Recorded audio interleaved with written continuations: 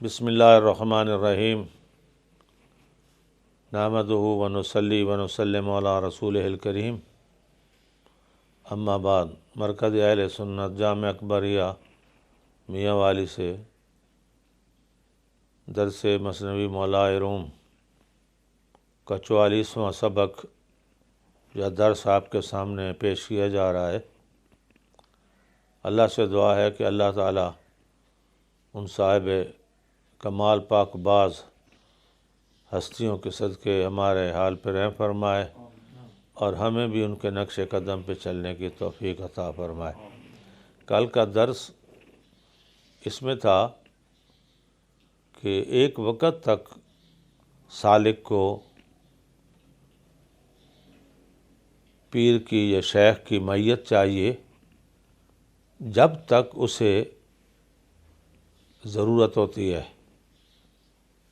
جب وہ مکمل ہو جائے، جب اس کی تربیت پوری ہو جائے تو وہ اس پھل کی مانند ہے کہ جو پھل درخت سے لگا رہتا ہے تو کچا ہوتا ہے، اور جب پک جاتا ہے تو وہ خود بخود یا گر جاتا ہے یا توڑ لیا جاتا ہے، اور پھر اس درخت سے جو ہے نا نکلنے والے پھل سے انسان مٹھاس حاصل کرتا ہے، غذا حاصل کرتا ہے، پروٹین حاصل کرتا ہے۔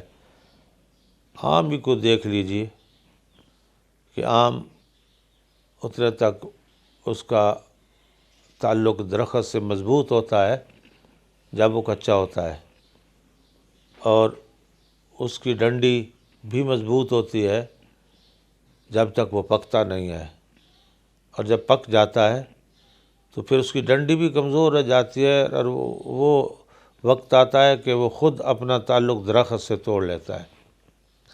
فرمایا کہ اسی طرح سالک کو چاہیے کہ اتنے تک تو اپنے شیخ طریقت کو لازم پکڑے جب تک کہ اس کے اندر ابھی تک سالکیت کے کچھ اثرات موجود ہیں اور وہ اس قابل نہیں ہوا کہ وہ لوگوں کی رہنمائی کر سکے۔ اور جب لوگوں کی رہنمائی کے قابل ہو جاتا ہے تو پھر آپ فرماتے ہیں یا تو شیخ طریقت اسے خلیفہ بنا کر اجازت دے دیتا ہے کہ جائیں فلاں جگہ، جائیں یہ دین پھیلائیں، تو یا پھر وہ خود اس قابل ہو جاتا ہے کہ کہتا ہے حضرت مجھے کہیں مقرر فرمائیے، مجھے اجازت دیجیے تاکہ میں لوگوں کی رہنمائی کروں۔ اسی بات کو چلاتے ہوئے مولانا روم فرماتے ہیں انسان بڑی عظیم شے ہے۔ انسان اللہ تعالیٰ کی قدرت کا شاہکار ہے۔ اس کو اللہ نے خلیفہ اور نائب بنایا، فرشتوں کو نہیں بنایا باوجود چاہت کے۔ کیوں؟ کہ جو انسان کے اندر کمال رکھے ہیں نا وہ فرشتوں کے اندر نہیں، بشرطے کہ وہ انسان بن کر رہے۔ تو انسانیت کی تکمیل اور اس کی حفاظت ضروری ہے۔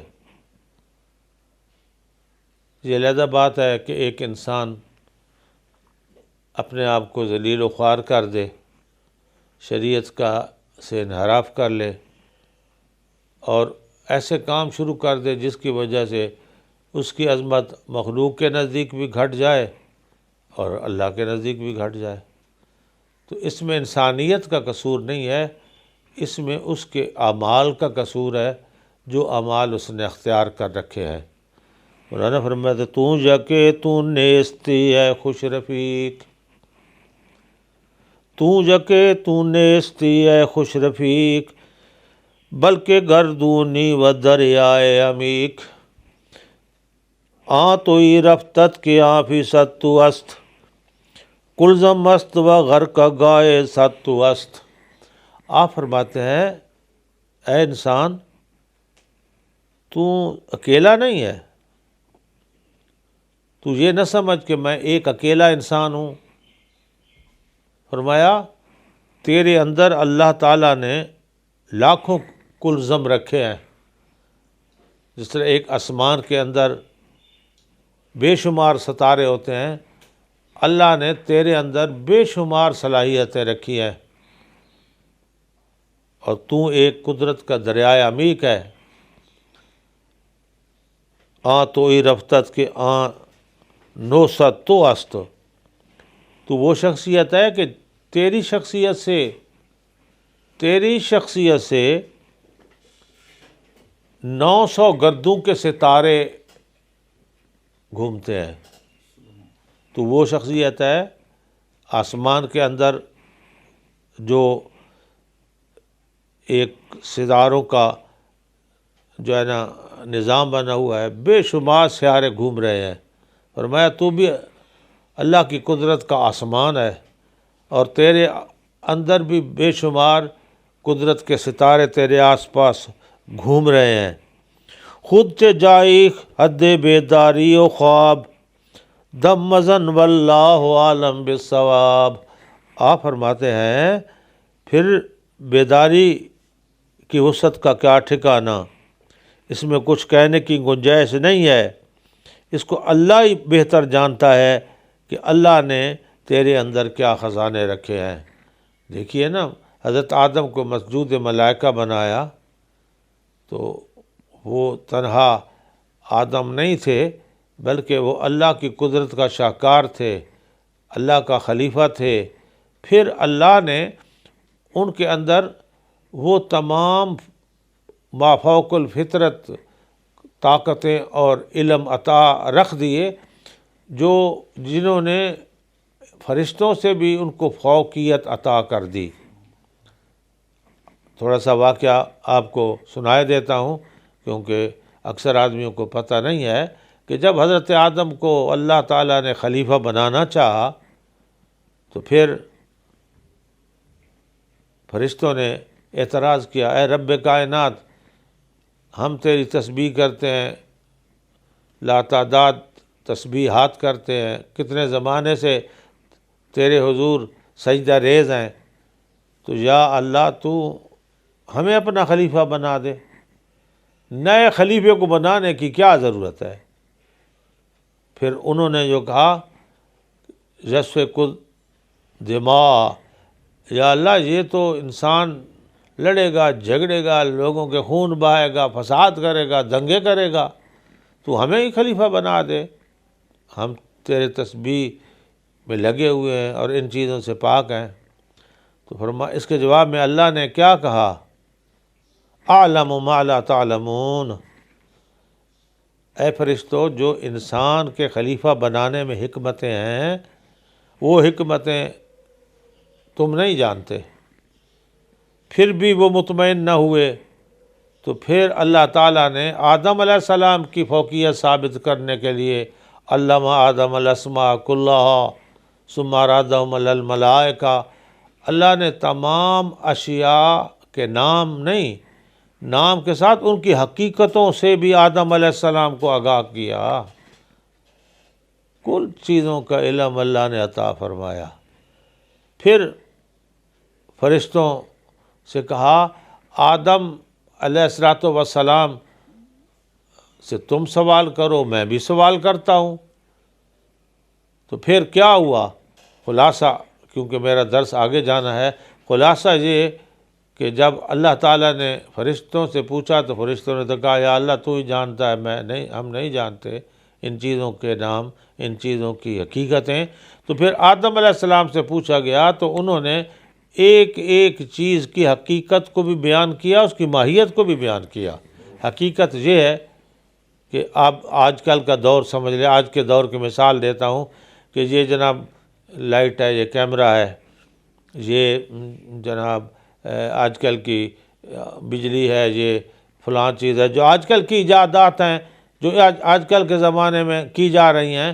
تو آدم علیہ السلام ان ایجادات سے بھی واقف تھے، ان کی حقیقت سے بھی واقف تھے کہ یہ کام کیسے کرتی ہیں، بنتی کیسے ہیں، ان کی ماہیت کیا ہے۔ اللہ نے آدم علیہ السلام کو تمام چیزوں کی ماہیت اور حقیقت کا علم عطا فرمایا۔ پھر علم ہی کی وجہ سے آدم علیہ السلام کی فضیلت اللہ نے فرشتوں سے بیان کی۔ تو مولانا روم اسی کو لے رہے ہیں، اے انسان تو تنہا نہیں ہے، تیرے اندر تو اللہ نے کئی کلزم رکھے ہیں اور کئی راز رکھے ہیں، بشرطے کہ تو اپنی انسانیت کی حفاظت کر، بشرطے کہ انسانیت کو میلہ نہ ہونے دے، بشرطے کہ انسانیت جو ہے نا تیری ترقی پائے، تو اس کے لیے تو اس کی حفاظت کر۔ دم مزن تا بشنوی اسرار حال از زبان بے زماں کم تعال۔ آپ فرماتے ہیں جو تو اس بات میں اللہ کے حضور دم نہ مار، کیونکہ اللہ تعالیٰ جو بھی فرماتا ہے اس پہ عمل کرنا ضروری ہوتا ہے۔ تم مزن تا بشنوی زاں دم زنا آنچ نایت در بیان در زباں۔ آپ فرماتے ہیں اللہ کے حضور دم مارنے کا حق کسی کو نہیں ہے، سن لو جو بیان عام زبان میں نہیں ہو سکتا وہ بے زبانی میں بھی ہو جاتا ہے۔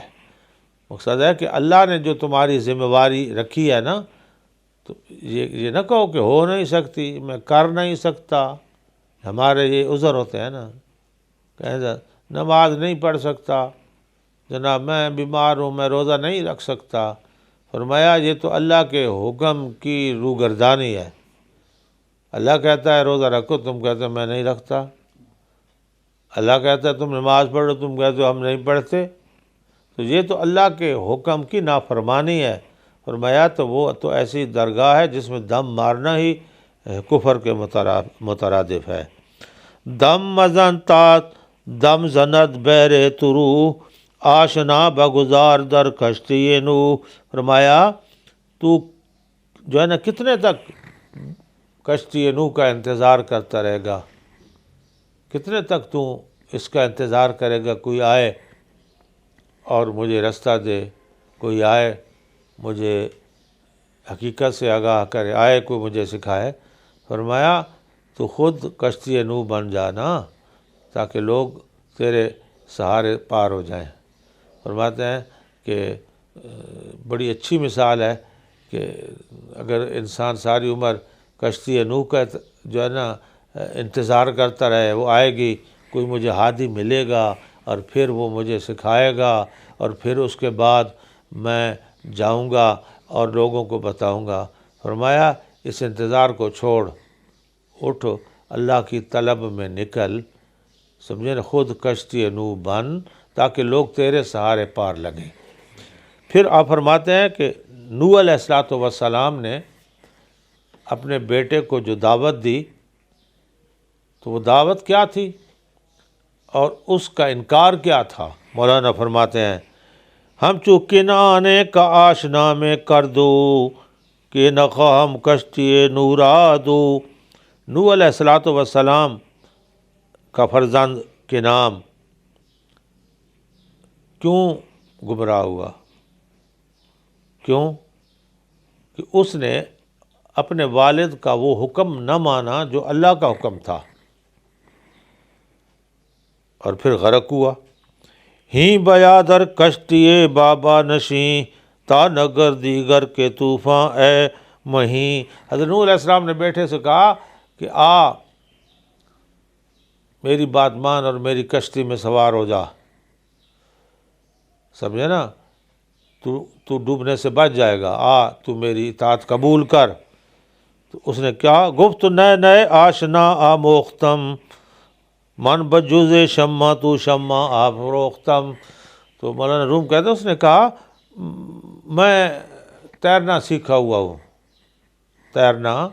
ہوا ہوں، جب طوفان نوح آئے گا نا تو میں تیر کر نکل جاؤں گا، مجھے تمہاری کشتی کی ضرورت ہی نہیں ہے۔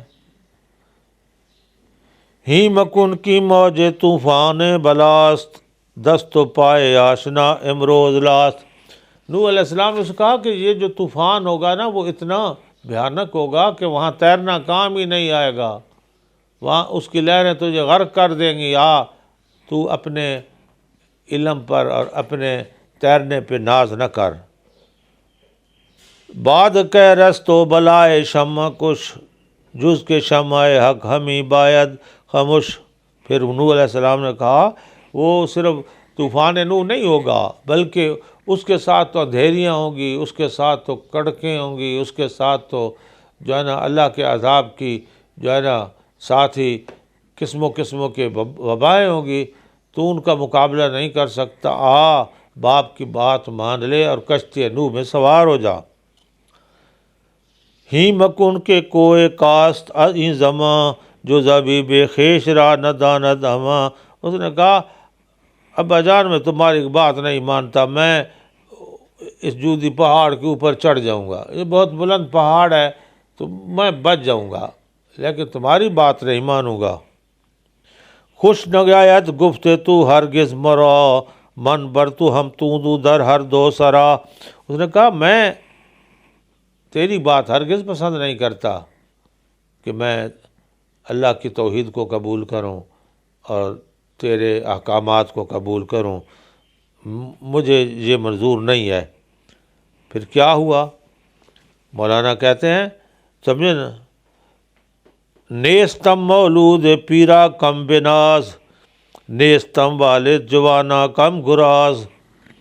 کہ پھر طوفان نوح آیا اور اس نے غوطے کھائے نا، تو نوح علیہ السلام بھی دیکھ رہے تھے، تو ظاہر بات ہے کہ ایک محبت پدری ہوتی ہے۔ اس نے کہا یا اللہ اس کو بچا لے، یا اللہ اس کو بچا لے۔ اللہ کی طرف سے آواز آئی کہ یہ تیرا بیٹا نہیں ہے، یہ تیرا بیٹا نہیں ہے۔ کیوں؟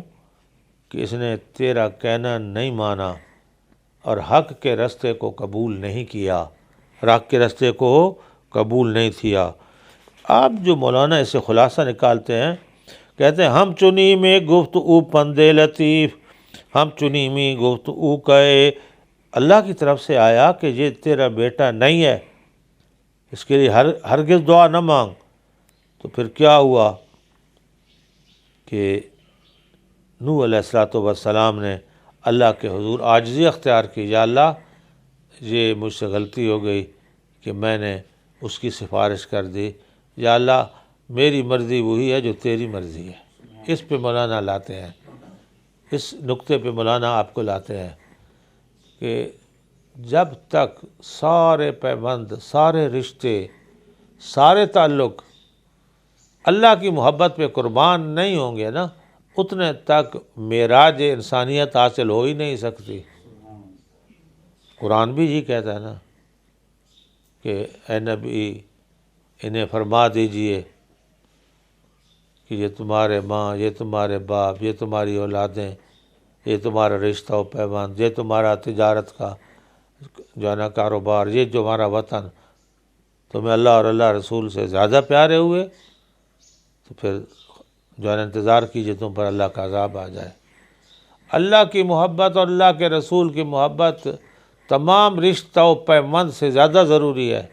مولانا وہی کہتے ہیں کہ اللہ کی طرف سے کہا گیا نوح یہ تیرا بیٹا ہی نہیں ہے، جو تیری بات نہیں مانتا، اس کی سفارش نہ کر۔ تو پھر نوح گفت ہے بادشاہ بردبار، مر مر آخر مرو صلبت بردبار، کہ اے اللہ، اے اللہ، اے حلموں کے بادشاہ، چاہے نا میں تیرے غضب اور تیری نافرمانی میں آ گیا اور میں جو ہے نا اپنے بیٹے کی سفارش کر بیٹھا، یا اللہ تو مجھے معاف کر دے۔ دل نہادم بر امیدت من سلیم، پس چرا بربود سیل از من کلیم۔ آپ فرماتے ہیں سیدھے سادے آدمی کو یہ سمجھ نہیں ہے کہ وہ کس طرح اللہ پہ بھروسہ کیا جاتا ہے۔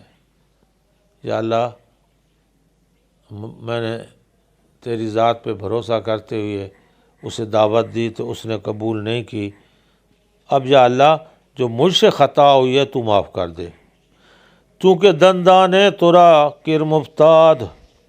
اب اسی کے آگے مولانا روم ایک اور حکایت آپ فرماتے ہیں نیست دنداں برکنش اے استاد۔ آپ فرماتے ہیں اس کی مثال ایسی ہے کہ جس طرح کسی کے دانت میں کیڑے پڑ جائیں، مسئلہ تصوف کا آپ سمجھا رہے ہیں نا مولانا ایک بدیع مثال کے ذریعے۔ تو فرمایا جس دانت میں کیڑے پڑ جائیں نا اس دانت کا نکال دینا ہی بہتر ہوتا ہے۔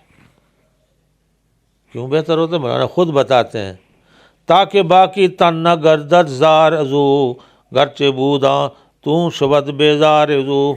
فرمایا کہ اس کو نکالنا اس لیے بہتر ہوتا ہے تاکہ اس والے کیڑے دوسرے اعضاء میں نہ پڑ جائیں، دوسرے دانتوں میں نہ پڑ جائیں، اور تیرا معدہ اور تیرا اندر کا نظام خراب نہ ہو۔ تو خراب دانت کو نکال ہی دیا جائے تو وہ بہتر ہوتا ہے۔ یہ مثال دیکھ کر مولانا کہتے ہیں، گفت بیزارم ز غیرت ذات تو غیر نبوت آنکھ او شدت ماتے تو۔ نوح علیہ السلام نے عرض کی، یا الہی تیری ذات پاک کے لیے میں اپنے سارے رشتے، فرزند و بیوی جو تجھ سے بیزار ہیں وہ مجھ سے بھی بیزار ہیں۔ اب خاتمہ کر دیا مولانا نے کہ جب تک آپ اللہ کی محبت کو ساری محبتوں پہ غالب نہیں کرتے تو اتنے تک اللہ کی محبت کا تم کمال نہیں پا سکتے۔ اس پر مولانا ہمیں جو سبق دے رہے ہیں، ذاں کے اطلال لئیم بد بدن نئے ندائے نئے صدائے میزنن۔ فرمایا منحوس اور برے کھنڈر نہ آواز دیتے ہیں نہ صدائے بازگشت سنائی دیتی ہے۔